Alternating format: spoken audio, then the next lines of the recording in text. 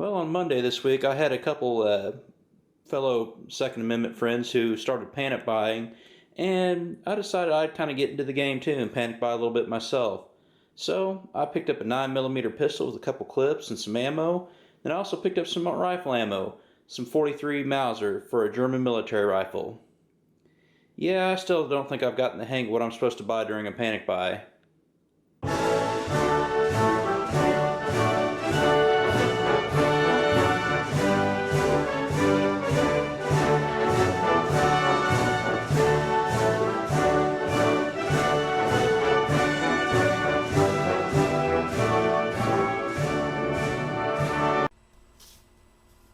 Many marvel at the technological innovation of the last 50 to 100 years and think that the current rate of innovation cannot possibly have been equaled in the past. When it comes to military weapons and firearms in general, current innovation cannot possibly come close to what occurred in the latter half of the 19th century. To hammer home my point, let us try a historical mental exercise. Compare a soldier and weaponry used now to that of a soldier's theoretical grandfather in Vietnam. And does the equipment of 50 years ago stand a chance versus the equipment of today? Now apply that same thought process to weaponry and a World War I era equipped soldier to his theoretical grandfather in the Civil War. In the first instance, while still at a huge disadvantage, the United States Navy and Air Force, as well as infantry artillery of the 1960s and 70s, would still stand a chance against their counterparts of today. And in many military conflicts, our military is up against foes using equipment and technology that is over half a century old, if not older. As for standard issue firearms, a U.S. infantryman feels the same basic rifle design his grandfather used in Vietnam. In applying that same thought exercise to a World War I era military versus a Civil War era military, where you have a dreadnought battleships versus early ironclad ships, and keep in mind that the invention of the original dreadnought instantaneously made every other battleship on Earth obsolete. Early tanks and artillery that could shoot rapidly for miles versus horse-drawn muzzle-fed cannons that were good for a few hundred to a couple thousand yards. Planes versus maybe a hot air balloon. Machine gunners versus...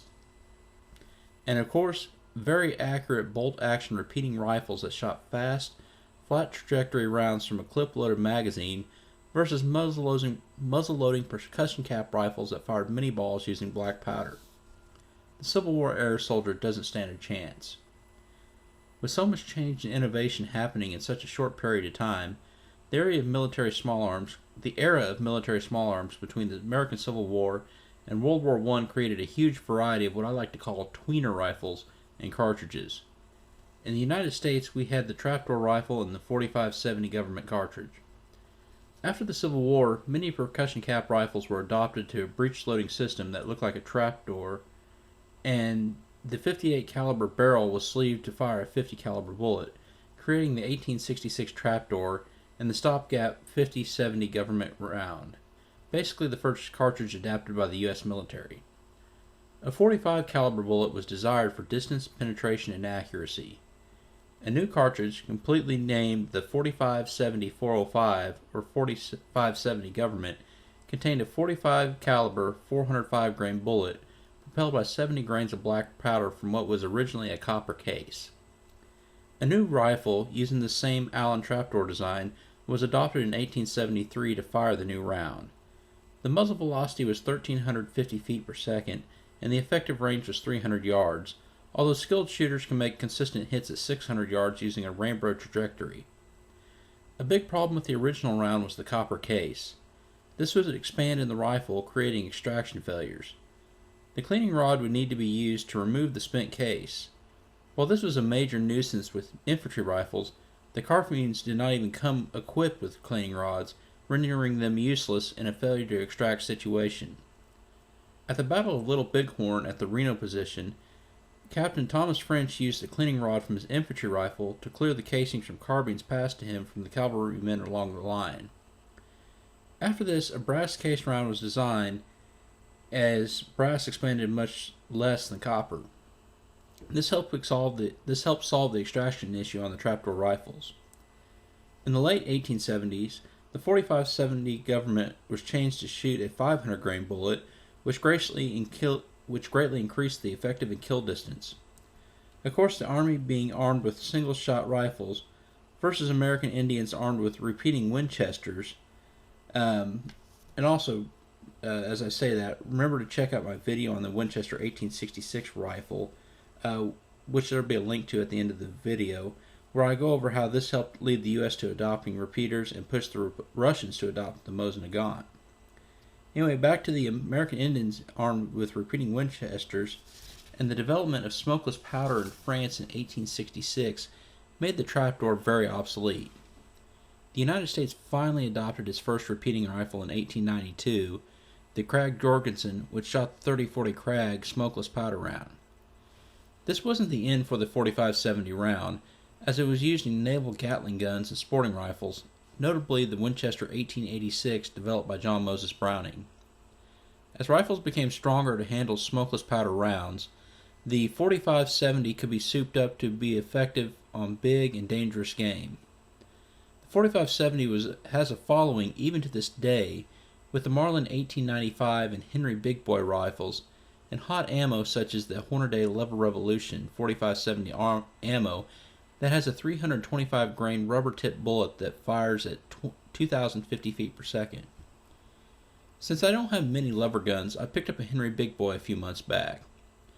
While I prefer the loading system of the Marlin, Marlin is a Freedom Group company, and you will never hear me endorse a Freedom Group gun on this channel. Henry has a reputation for quality, and you cannot be made in USA or not at all. Again, my only complaint is loading the tube magazine from the muzzle end, so you better kill what needs to be killed with 1 in the chamber and 4 in the tube. Firing the modern load from a modern rifle is a completely different animal from firing my Trapdoor. Firing cowboy loads from my Trapdoor, again, PSA, very important, only fire cowboy loaded rounds from Trapdoor rifles or you'll blow them up. There's an obvious pause between firing and hitting the gong at 100 yards, not so with the modern round. Firing the Lever Revolution from the Henry was instantaneous. Also, the carbine length and over 3,100 pounds of muzzle energy from the modern ammo, this packs a wallop in recoil. In previous outings, I have shot over 100 rounds through many of my common milsurp rifles, Mausers, Enfields, Garands, etc., but after about 20 rounds, I already had a huge strawberry on my shoulder with the Lever Revolution. The recoil was approaching Magnum 12-gauge shotgun shells, just as comparison. Now, I'm not complaining, but that is something you need to expect before taking one out. Since I was only firing at 100 yards, I checked out the trajectory chart to see if I would consider taking this deer hunting, and there definitely is a difference from shooting my 30-06. With 30-06, you have an 8 to 9 inch drop at 300 yards and a 25 inch drop at 400 yards.